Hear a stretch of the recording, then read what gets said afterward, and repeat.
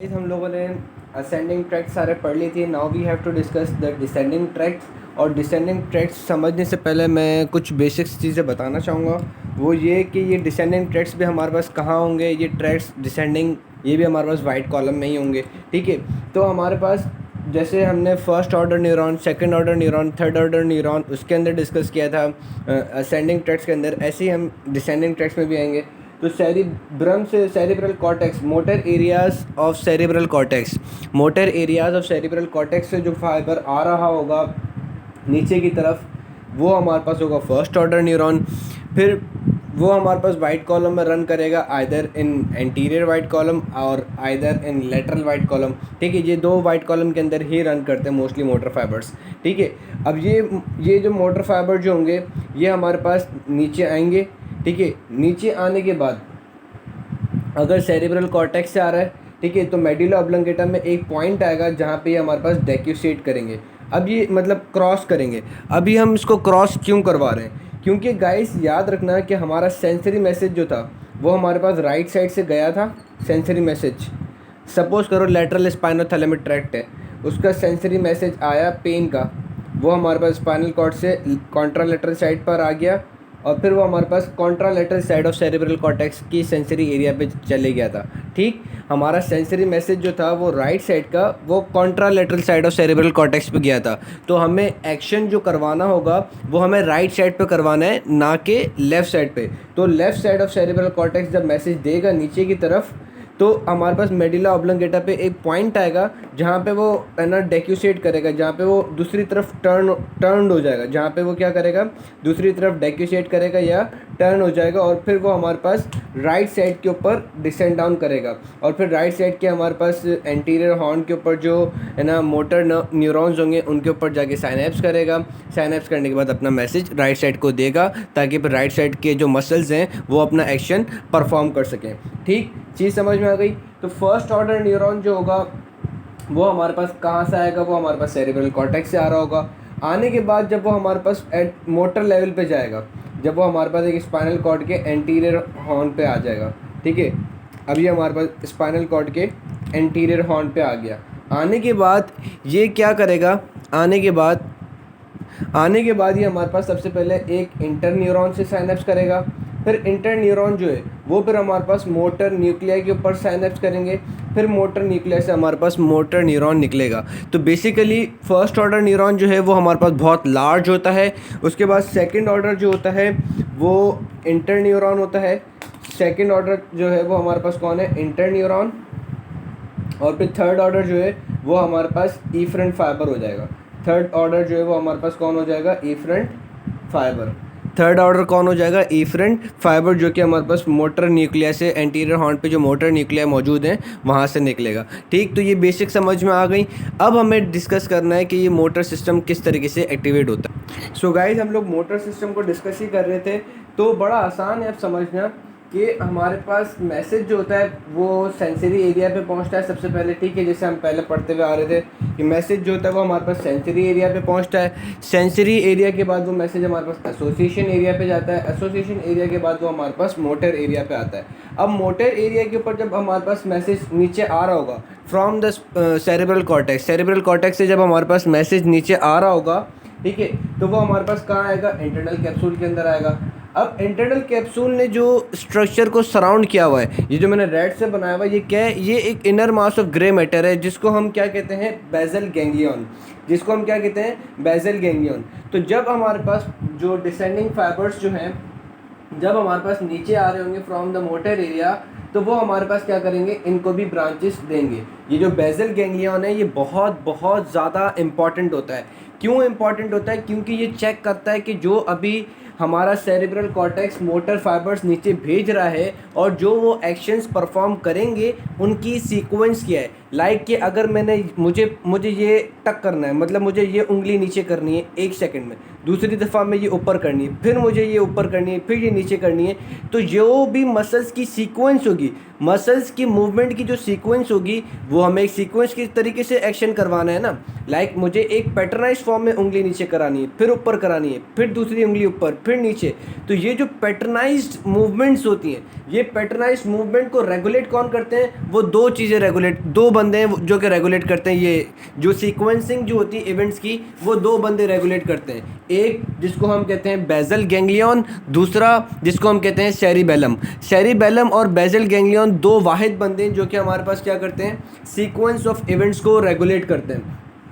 अब basal ganglion specific sequence of events को regulate करता है और सेरिबेलम जो होता है वो स्पेसिफिक सीक्वेंस ऑफ इवेंट्स को रेगुलेट करता है। ठीक है, तो जैसे ही हमारे पास ये मैसेज नीचे जा रहा होगा तो वो बेसल गैंग्लियन को भी मैसेज देगा। लेट्स सपोज कि मैं खाना खा रहा हूँ, तो मैं खाना खा रहा हूँ तो ये मैं चम्मच यूँ उठाऊँगा तो मेरे रिस्ट की जो मूवमेंट्स होगी, ठीक है, तो अब मुझे रिस्क कभी यूँ करनी है कभी यूँ करनी है। ठीक है, तो ये जो एक्शंस होंगे उसका जो पैटर्नाइज फॉर्म होगा वो मैसेज हमारे पास कहाँ चले जाएगा? बेसल गैंग्लियन पे। अब जब बेसल गैंग्लियन का जिक्र आए तो हमें इसके पार्ट्स भी पढ़ने चाहिए कि है क्या, ये क्या क्या पार्ट्स होते हैं। ठीक है, तो इसके बेसिकली हमारे पास दो पार्ट्स होते हैं, एक जिसको हम कहते हैं कॉर्डेट न्यूक्लियस, दूसरा जिसको हम कहते हैं लेंटिफॉर्म न्यूक्लियस। मैं इसकी आपको पिक्चर भी दिखाऊंगा।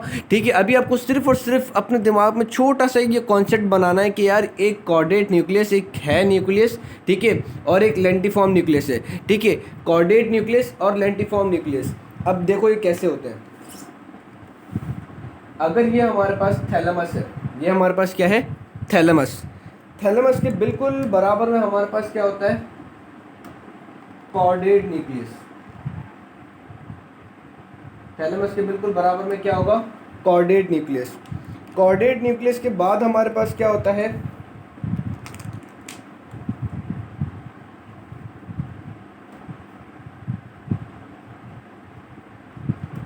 Lentiform nucleus. और ठीक, इसको लेंटिफॉर्म न्यूक्लियस के दो पार्ट है ना। लेंटिफॉर्म न्यूक्लियस के हमारे पास क्या है? दो पार्ट हैं, पुटामेन और ग्लोबस पैलिडस। पुटामेन और ग्लोबस पैलिडस। तो जो पुटामेन जो है ये हमारे पास आउटर साइड पे होगा, ठीक है, और जो ग्लोबस पैलिडस जो होगा वो थोड़ा सा इनर एस्पेक्ट पे होगा। मैं आपको ड्रॉ करके दिखाता हूँ ऐसे। ठीक, तो अब कॉर्डेट न्यूक्लियस से क्या होता है कि कॉर्डेट न्यूक्लियस से हमारे पास कनेक्शंस बना हुआ होता है विद द पुटामेन। ठीक, कॉर्डेट न्यूक्लियस से क्या होता है? कनेक्शन बना हुआ होता है विद द पुटामेन। और फिर सेंटर में, मतलब ये जो लेंटिफॉर्म न्यूक्लियस है ये है लेंटिफॉर्म न्यूक्लियस। ये दो स्ट्रक्चर, ग्लोबस पैलिडस और ये जो पुटामेन है, ग्लोबस पैलिडस और पुटामेन, ये दोनों मिला के हमारे पास कहलाते हैं लेंटिफॉर्म न्यूक्लियस। ठीक, अब कॉर्डेट न्यूक्लियस से कुछ जो है हमारे पास फाइबर्स जो है वो यहाँ पे आ रहे होते हैं, किसके अंदर? हमारे पास पुटामेन के अंदर। ठीक है, कॉर्डेट न्यूक्लियस से हमारे पास फाइबर्स जो है वो कहाँ जा रहे होते हैं? पुटामेन के अंदर। और पुटामेन की इनर एस्पेक्ट के पास हमारे पास क्या होता है? Globus pallidus. पुटामेन की इनर एस्पेक्ट के पास हमारे पास क्या होता है? Globus pallidus. पुटामेन की इनर एस्पेक्ट पे हमारे पास क्या होता है? Globus pallidus. और थैलेमस के बिल्कुल बराबर में क्या होता है? Chordate nucleus. अब हमारे पास वो इंटरनल कैप्सूल इनको कैसे सराउंड करता है। ठीक है, आपको ये चीज़ समझ में आ गई। अब हमें देखना है इंटरनल कैप्सूल इनको कैसे सराउंड करता है।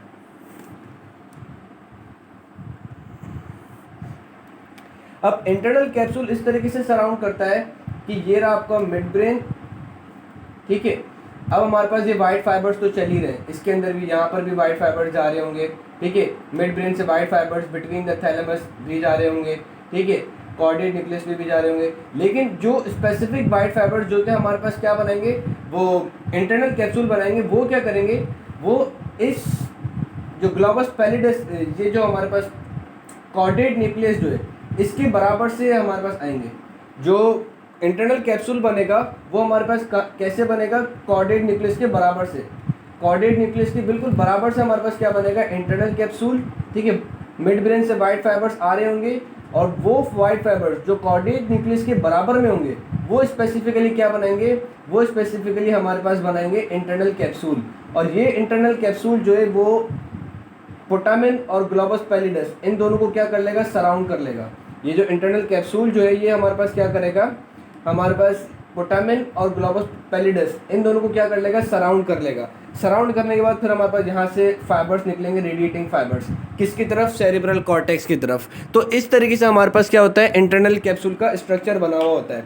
तो जब कोरोना रेडिएटर से फाइबर्स हमारे पास नीचे की तरफ डिसेंड डाउन हो रहे होंगे तो वो हमारे पास फाइबर्स किसको भी देते हैं, वो हमारे पास मैसेज देते हैं इस पोटामिन को भी और इसको भी, उसको कॉर्डेट न्यूक्लियस को भी। फिर वहाँ से हमारे पास मैसेज कैसे जाता है, अब मैं आपको बता ही गया टॉपिक, तो मैं ये भी बता ही देता हूँ। सो गाइस, कुछ इस तरीके का कनेक्शन होता है कि हमारे पास मैसेज जो है, जब वो सेरेब्रल कॉर्टेक्स से नीचे इंटरनल कैप्सूल की तरफ आ रहा होता है, तो वो हमारे पास मैसेज सबसे पहले किसको देता है, कॉर्डेट को और पोटामिन। मैंने आपको बताया था कॉर्डेट और पोटामिन आपस में लिंक्ड होते हैं, कॉर्डेट, ठीक है, कॉर्डेट और पोटामिन आपस में क्या होते हैं, लिंक्ड होते हैं। कॉर्डेट और पोटामिन आपस में किससे, वो स्ट्रिएशन से लिंक्ड होते हैं, ठीक है। तो हमारे पास सबसे पहले मैसेज कहाँ आता है, जब वो इंटरनल कैप्सूल से फाइबर्स नीचे आ रहे होते हैं सेरेब्रल कॉर्टेक्स से, सेरेब्रल कॉर्टेक्स से जब फाइबर्स नीचे आ रहे होते हैं, जब वो इंटरनल कैप्सूल में आते हैं,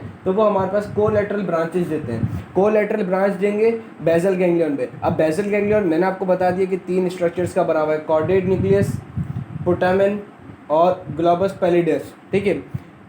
जो बेसल गैंग्लियन है वो किस किस का बना हुआ है, बेसल गैंग्लियन बना हुआ है कॉर्डेट न्यूक्लियस और लेंटिफॉर्म न्यूक्लियस का, और लेंटिफॉर्म न्यूक्लियस फिर हमारे पास पोटामिन और पैलिडस के अंदर डिवाइडेड है। अब सबसे पहले मैसेज कहाँ पर आ गया, कॉर्डेट और पोटामिन की तरफ, क्योंकि ये दोनों आपस में लिंक्ड होते हैं, ठीक है। तो इस वजह से हम इसको कहते हैं कॉर्पस स्ट्रिएटम। ये दोनों स्ट्रक्चर्स को हम क्या कहते हैं, corpus striatum, caudate nucleus plus putamen. चूँकि ये आपस में लिंक्ड है, आप देख सकते हो यहाँ पे हमारे पास लिंकेज बना हुआ होता है, तो इस वजह से हम इसको क्या कहते हैं, कॉर्पस स्ट्रिएटम।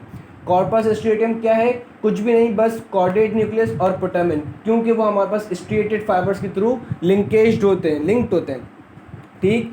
वहाँ से मैसेज फिर हमारे पास कहाँ जाएगा, पैलिडस की तरफ। फिर पैलिडस क्या करेगा, अच्छा अब मैं मैसेज भी ड्रॉ कर लूँ, दिख रही है पिक्चर, ठीक है। हमारा ब्लैक से मैसेज चल रहा था ना, मैसेज ये यूँ आ रहा है, ठीक है। मैसेज आया कहाँ पे, सबसे पहले हमारे पास गया इसके अंदर पोटामिन और उसके अंदर कॉर्डेट न्यूक्लियस के अंदर। फिर इन एरियाज से हमारे पास मैसेज कहाँ जाएगा, इन एरियाज से हमारे पास मैसेज जाएगा पैलिडस की तरफ। फिर पैलिडस क्या करता है, पैलिडस हमारे पास चेक करता है कि यार ये जो सीक्वेंस होने जा रही है इवेंट्स की, ये सही है कि गलत है। अगर सही है तो ठीक है, कोई मसले की बात नहीं है, ठीक है। अब पैलिडस फिर डिफरेंट एरियाज़ को मैसेजेस देता है। पैलिडस क्या करता है, डिफरेंट एरियाज़ को मैसेजेस देता है, लाइक रेटिकुलर फॉर्मेशन को मैसेज देता है कि भाई अभी तुम मोटर एक्टिविटी कंट्रोल करने वाले हो ना, तो जो अभी सीक्वेंस हो रही है उसमें मसल्स एक्शन की एक्टिविटी को एक्टिवेट कर देना। लेट्स से कि हमारे पास अगर मुझे 1 2 3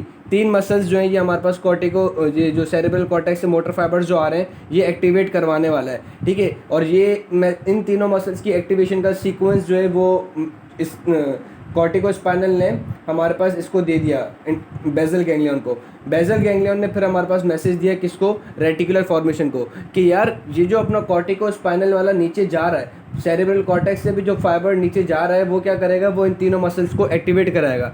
अब हमारी बॉडी को इन 3 मसल्स की एक्टिवेशन की रिक्वायरमेंट नहीं है, तुम तीसरे वाले को इनहिबिट कर देना, बाकी ये दोनों को वो भले एक्टिवेट करवाता रहे। तो इस तरीके से हमारे पास बेसल गैंग्लियन क्या करेगा, बेसल गैंग्लियन सीक्वेंसिंग देखेगा कि अगर ये जो एक्शन करने जा रहा है वो सही है तो कुछ मसला नहीं है। अगर ऊपर नीचे है कोई चीज़ कि अगर हमें इसका एक्शन नहीं करवाना है इस मसल का और इन दोनों को करवाना है, तो वो क्या करेगा कि जैसे ही सेरेब्रल कॉर्टेक्स से जो मैसेज आ रहा होगा वो जब नीचे जा रहा होगा तो वो एक्टिवेट तो तीनों को करेगा, 1 2 3 तीनों को एक्टिवेट करेगा। लेकिन हमारे पास क्या होगा, ठीक है, ये जो सेरेब्रल कॉर्टेक्स से जब हमारे पास मैसेज नीचे की तरफ जा रहा होगा तो वो एक्टिवेट तो तीनों को करेगा, लेकिन बेसल गैंग्लियन क्या करेगा, बेसल गैंग्लियन फिर थ्रू द रेटिकुलर फॉर्मेशन वो इस तीसरे वाली की एक्टिविटी को इनहिबिट करा देगा और फिर वो दोनों अपना काम परफॉर्म कर लेंगे। तो इस तरीके से सीक्वेंसिंग होती है कि अगर हमारे पास सेरेब्रल कॉर्टेक्स से मैसेज नीचे जा रहा है और वो हमारे पास स्पेसिफिक मसल्स को एक्टिवेट करवाएगा,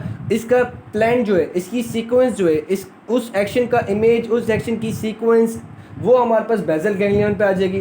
फिर बेसल गैंग्लियन देखेगा कि अगरचे बॉडी को वो 3 मसल्स की एक्टिविटी रिक्वायर है या नहीं। अगर रिक्वायर है तो ठीक है, कोई मसला नहीं है। अगर रिक्वायर नहीं है तो जिसकी रिक्वायर नहीं होगी उसको इनहिबिटिंग फाइबर्स नीचे भिजवा देगा through through the help of reticular formation, ठीक हो गया भाई, और through the help of red nucleus. अब जो रेड न्यूक्लियस क्या है, रेड न्यूक्लियस एक हमारे पास न्यूक्लियस होता है किसके अंदर, मिड ब्रेन के अंदर। रेड न्यूक्लियस क्या है, red nucleus is a nucleus in the mid brain, अभी हम डिस्कस करेंगे। और पैलिडस किसको मैसेज भेजेगा, पैलिडस मैसेज भेजेगा थैलेमस को कि भाई तुम जाके सेरेब्रल कॉर्टेक्स को इन्फॉर्म कर दो कि तुम जो भी काम कर रहे हो वो बिल्कुल ठीक काम कर रहे हो, तुम्हारी एक्टिविटी में कोई प्रॉब्लम नहीं है, सब ओके गुड हो गया जी, ठीक है। तो पैलिडस जो है वो थैलेमस को मैसेज देगा, थैलेमस फिर हमारे पास है ना सेरेब्रल एसोसिएशन एरिया को मैसेज दे देगा कि भाई जो तुमने एक्शन भेजा है वो बिल्कुल सही है, गुड हो गया जी, ठीक हो गया। ये चीज़ समझ में आ गई। एक दफ़ा दोबारा रिपीट कर देता हूँ कि जब मोटर फाइबर जो होता है, जब सेरेब्रल कॉर्टेक्स से वो आ रहा होता है नीचे थ्रू द इंटरनल कैप्सूल, तो वो ब्रांचेस देता है किसको, कोलैटरल ब्रांचेस देता है बेजल गैंग्लियन को। बेजल गैंग्लियन में भी कहाँ पे, कॉर्डेट और पोटामिन पे सबसे पहले जाता है, फिर वहाँ से पैलिडस, पैलिडस फिर चेक करेगा कि यार ये जो मोटर एक्टिविटी होने जा रही है नीचे उसकी सीक्वेंस सही भी है या नहीं, या जिन मसल्स को ये एक्टिवेट करने जा रहा है उनकी रिक्वायरमेंट है भी या नहीं। अगर रिक्वायरमेंट होगी तो मतलब अगर वो एक्शन सही होगा तो कोई मसले की बात नहीं, डायरेक्ट पैलिडस क्या करेगा, थैलेमस को मैसेज देगा, थैलेमस जो है वो दोबारा सेरेब्रल कॉर्टेक्स के एसोसिएशन एरिया को बोलेगा भाई गुड हो गया जी, तुमने बिल्कुल सही एक्शन भेजा है। लेकिन अगर हमारे पास एक्शन में प्रॉब्लम होगा, लाइक कि बॉडी को 2 मसल की रिक्वायरमेंट है, तीसरी की नहीं है, और सेरेब्रल कॉर्टेक्स जो है वो तीसरे वाले को भी एक्टिवेट करवाने जा रहा है, तो हमारे पास ये बेजल गैंग्लियन क्या करेगा, basal ganglion through the help of reticular formation और through the help of red nucleus वो हमारे पास क्या करेगा, वो हमारे पास इनहिबिटिंग फाइबर भेजेगा कि तीसरे वाले को एक्टिवेट ना करवाया जाए। ठीक समझ में आ गया, गुड हो गया जी। अब हम बढ़ते हैं अपने ट्रैक्स की तरफ। तो गाइस सबसे पहले जो हमारा डिसेंडिंग ट्रैक्ट आता है वो आता है कॉर्टिको स्पाइनल ट्रैक्ट। सबसे पहले हमारे पास जो डिसेंडिंग ट्रैक्ट आता है वो क्या आता है, कॉर्टिको स्पाइनल ट्रैक्ट। अब ये जो कॉर्टिको स्पाइनल ट्रैक्ट जो होता है ये हमारे पास कहाँ से आता है, ये कॉर्टिको स्पाइनल ट्रैक्ट हमारे पास 2 जगह से आता है, ठीक है। एक जो हमारा मोटर एरिया है, ठीक है, और ये मोटर एरिया फिर हमारे पास मोटर न्यूरॉन्स की एक्टिविटी को इन्फ्लुएंस करेगा, ठीक हो गया जी। दूसरा हमारे पास मैसेज आता है सेंसरी एरिया से। अब आप बोलोगे सर कि यार ये सेंसरी एरिया से मैसेज क्यों आ रहा है डिसेंडिंग, तो गाइस सेंसरी एरिया से मैसेज जो आता है वो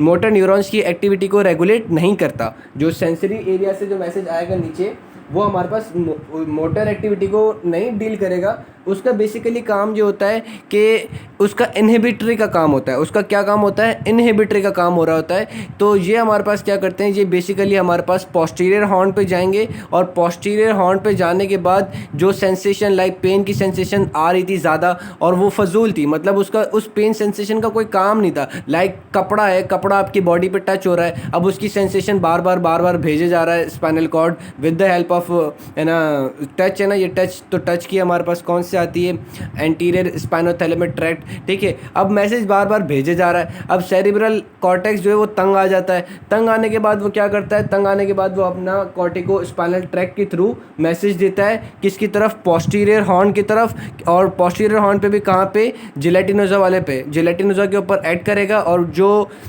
हमारे पास टच के फाइबर्स इसको स्टिमुलेट करा रहे थे जिलेटिनोजा को, उनको ये क्या कर देगा, इनहिबिट कर देगा कि भाई अल्लाह के वास्ते मेरी जान छोड़ो, फजूल की जो सेंसेशन जो है, फजूल की टच फाइबर्स मेरी तरफ नहीं भेजो, मेरे दिमाग में वैसे इतना टेंशन है तो फजूल की सेंसेशन जो है वो नहीं भेजो, ठीक है। तो इस तरीके से जो सेंसरी कॉर्टेक्स जो हमारे पास डिसेंडिंग फाइबर भेजेगा through the help of cortico spinal tract, वो मोटर एक्टिविटी को रेगुलेट नहीं करेंगे, वो हमारे पास सेंसरी न्यूरॉन्स जो कि एक्स्ट्रा सेंसेशन दे रहे थे उनको इनहिबिट करेंगे। बाकी जो हमारे पास कॉर्टिको स्पाइनल ट्रैक्ट होगा उसके अंदर हमारे पास मोटर फाइबर होंगे। बाकी जो हमारे पास कॉर्टिको स्पाइनल ट्रैक्ट जो होगा वो हमारे पास क्या कैरी करेगा, वो मोटर फाइबर कैरी करेगा, ठीक। तो अब हमें इस कॉर्टिको स्पाइनल ट्रैक्ट को डिस्कस करना है जो कि सबसे ज़्यादा इंपॉर्टेंट है, ठीक। अब कॉर्टिको स्पाइनल ट्रैक्ट ये हमारे पास मोटर एरिया से नीचे आ रहा होगा, नीचे आएगा posterior limb of internal capsule, posterior limb of internal capsule से जब ये नीचे आएगा तो ये सबसे पहले अपनी ब्रांचेस किसको देगा, बेजल गैंग्लियन को, उसको अपना प्लान बताएगा कि यार मैं मोटर एक्टिविटी करने जा रहा हूँ, ठीक। उसके बाद ये हमारे पास नीचे आ रहा होगा, नीचे आने के बाद सबसे पहले किस में आएगा, मिड ब्रेन में। तो मिड ब्रेन में जो सबसे इंपॉर्टेंट न्यूक्लिया होता है उसको हम कहते हैं रेड न्यूक्लियस, उसको हम क्या कहते हैं, रेड न्यूक्लियस। तो ये रेड न्यूक्लियस को मैसेज देगा। अब रेड न्यूक्लियस को मैसेज देगा और रेड न्यूक्लियस क्या काम करेगा, तो गाइस उसको हम डिस्कस करेंगे अभी आपको सिर्फ ये याद रखना है कि इसने कोलैटरल ब्रांच किसको दी, इसने collateral branch at the level of mid brain red nucleus को दी। Collateral branch by corticospinal tract at the level of mid brain, वो किसको दी? सिर्फ और सिर्फ रेड न्यूक्लियस को। ठीक हो गया जी, गुड हो गया। अब ये नीचे चलेगा, ठीक है, नीचे चलेगा, ये लेफ्ट साइड है, ये राइट साइड है। अभी से आपको असिस्ट कर दूँ। अब ये हमारे पास नीचे चलेगा, नीचे चलेगा तो हमारे पास पॉन्स वाले एरिया में आ जाएगा। अब पॉन्स वाले एरिया में हमारे पास क्या होता है? रेटिकुलर फॉर्मेशन होती हैं, ठीक है, डिफरेंट रेटिकुलर फॉर्मेशन के न्यूरॉन्स होते हैं, तो ये उसको भी अपनी कोलैटरल ब्रांच देगा। ठीक, कोलैटरल ब्रांच इसने दे दी। उसके बाद ये हमारे पास क्या करेगा? और नीचे की तरफ जाएगा, मेडुलरी रेटिकुलर न्यूक्लिया, उसको भी कोलैटरल ब्रांच दे देगा। ठीक, उसके बाद हमारे पास खुद जो है, जब वो नीचे की तरफ जाएगा इन द मेडुला ऑब्लंगेटा, तो मेडुला ऑब्लंगेटा पे जाने के बाद ये हमारे पास क्या करेगा? मेडुला ऑब्लंगेटा में एक न्यूक्लियस होता है जिसको हम कहते हैं inferior olivary nuclei. Inferior olivary nuclei, medulla oblongata में एक न्यूक्लिया होता है जिसको हम क्या कहते हैं? Inferior olivary nuclei. Inferior olivary Nucleya को मैसेज देगा। मैसेज, अब ये इंफीरियर ओलिवेरी न्यूक्लिया जो है ये किसको देगा? इंफीरियर ओलिवेरी न्यूक्लिया ये हमारे पास टर्नड आउट होगा, ठीक है, ये हमारे पास इंफीरियर सेरिबेलर पेडंकल से सेरिबेलम को मैसेज देगा। अब मैंने आपको बताया था कि जो मोटर एक्टिविटी होने जा रही होती है उसको दो बंदे रेगुलेट करते हैं। ठीक, एक किसने रेगुलेट किया? एक रेगुलेट कर लिया भाई बेसल गैंग्लियन ने। दूसरा कौन रेगुलेट करेगा? दूसरा रेगुलेट करेगा सेरिबेलम। किसके थ्रू? कि ये जो आपने अभी मोटर फाइबर कॉर्टिकोस्पाइनल ट्रैक्ट नीचे आ रहा था वो हमारे पास इंफीरियर ओलिवेरी न्यूक्लिया पे आया, ठीक है, उस पर इसने साइनेप्स किया। उसके बाद ये अपनी साइड चेंज करेगा, अपोजिट साइड पे जाएगा, ठीक है, अपोजिट साइड पे जाने के बाद वो सेरिबेलम पे चले जाएगा। अब इसने अपोजिट साइड पे क्यों गया? क्योंकि गाइस मैंने आपको क्या बताया था इनिशियली कि जो मोटर ट्रैक्ट हमारे पास, motor descending fibres from the corticospinal, वो जब वो नीचे आ रहा होता है तो एक लेवल पे आके वो भी अपोजिट साइड पे ही जाएगा, क्योंकि एक्शन हमें राइट साइड पे कराना है। लेट सपोज कि अगर सेंसेशन मेरी यहाँ आई है, मुझे इस पे काम करना है, ठीक है, मुझे काम इस पे करना है, मुझे इस हाथ से लिखना है, ठीक है, तो मुझे इस हाथ से लिखने के लिए इस हाथ के मसल, राइट साइड की मसल्स की मूवमेंट करवानी है, ना कि लेफ्ट साइड की। लेकिन राइट साइड की मसल मूवमेंट करवाने के लिए जो मैसेज आएगा वो लेफ्ट सेरिब्रल कॉर्टेक्स से आएगा, left motor area of cerebral cortex से मैसेज आएगा, ठीक है। अब जब वो मैसेज लेफ्ट साइड से आ रहा होगा, ठीक है, तो नीचे आता जाएगा eight the level of medulla oblongata, वो हमारे पास टर्न हो जाएगा towards the right side. Eight the level of medulla oblongata वो क्या होगा? वो टर्न हो जाएगा टूवर्ड्स द राइट साइड, और फिर राइट साइड पे नीचे जाएगा और राइट साइड के एंटीरियर हॉर्न के न्यूक्लिया के ऊपर, स्पेसिफिक एंटीरियर हॉर्न के न्यूक्लिया पे, यानी कि जो inner segment of spinal cord इन मसल्स को इनर्वेट करता होगा वहाँ पे पहुँचेगा। लाइक अगर ब्रेकियल प्लेक्सिस के मसल, ब्रेकियल प्लेक्सिस जहाँ से निकलता है हमारे पास T1, T2, T3, T4 इस लेवल के ऊपर जाएगा, ठीक है, इस लेवल ऑफ स्पाइनल कॉर्ड पे जाएगा, वहाँ पे एंटीरियर हॉर्न पे उनके न्यूरॉन्स, मोटर न्यूरॉन्स के ऊपर साइनेप्स करेगा और फिर मोटर इफरेंट फाइबर्स को एक्टिवेट करवा देगा, ठीक, और फिर हमारे पास एक्शन हो जाएगा ऑन द राइट साइड। अब जब इसने इंफीरियर ओलिवेरी न्यूक्लिया को मैसेज दिया है, अब ये इंफीरियर ओलिवेरी न्यूक्लिया से मैसेज हमारे पास कहाँ जाएगा? सेरिबेलम में जाएगा। अब सेरिबेलम क्या करता है? सेरिबेलम भी कंट्रोल एक्टिविटी करेगा कि यार ये जो मैसेज, अब ये जो एक्शन परफॉर्म होने जा रहा है वो सही है कि नहीं, और ये क्रॉस क्यों हुआ? क्योंकि हम एक्शन किस साइड पे कर रहे हैं? राइट साइड पे, तो हमारा मैसेज कहाँ पे जाना चाहिए? राइट सेरिबेलम पे, ठीक है। तो राइट सेरिबेलम जो है वो डिटेक्ट करेगा कि यार ये जो अभी एक्शन होने जा रहा है वो सही है भी कि नहीं, ठीक है। अब कौन से एक्शंस को, ठीक है, बात आती है कौन से एक्शंस को, तो गाइस याद रखना कि बेसल गैंग्लियन जो है, बेसल गैंग्लियन भी सीक्वेंसिंग को मेजर करता है और हमारे पास सेरिबेलम भी सीक्वेंसिंग को मेजर करता है। बेसल गैंग्लियन जो होता है वो हमारे पास कुछ स्पेसिफिक एक्शंस को मेजर करता है और सेरिबेलम भी कुछ स्पेसिफिक एक्शंस को मेजर करता है। अब नॉर्मल बॉडी की पोस्चर है, आप नॉर्मली आप बैठे हुए हो, ठीक, अब नॉर्मल बॉडी का जो पोस्चर होगा, नॉर्मल बॉडी का जो पोस्चर है, नॉर्मल बॉडी का, मैं अभी किसी स्टेट उसकी मूवमेंट की बात नहीं कर रहा, नॉर्मल बॉडी के पोस्चर के लिए भी हमें मोटर फाइबर्स की रिक्वायरमेंट होती है, हमें हमारे जो मसल्स हैं उनको कॉन्ट्रैक्शन की नीड होती है।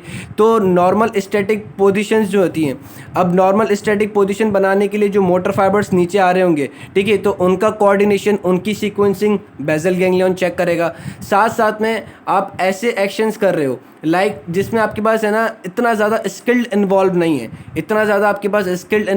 नहीं है, लाइक के लाइक कि आप खाना खा रहे हो, ठीक है, खाना खाना is not that much skilful art, ठीक है, आप खाना खा रहे हो, ठीक है, तो आपको खाली रिस्ट की पोजीशन को यूँ मूवमेंट करानी है, तो इस टाइम पे हमारे पास जो है वो सेरिबेलम सीक्वेंस को नहीं नोट करेगा, इस टाइम पे basal ganglion sequencing of action को चेक करेगा।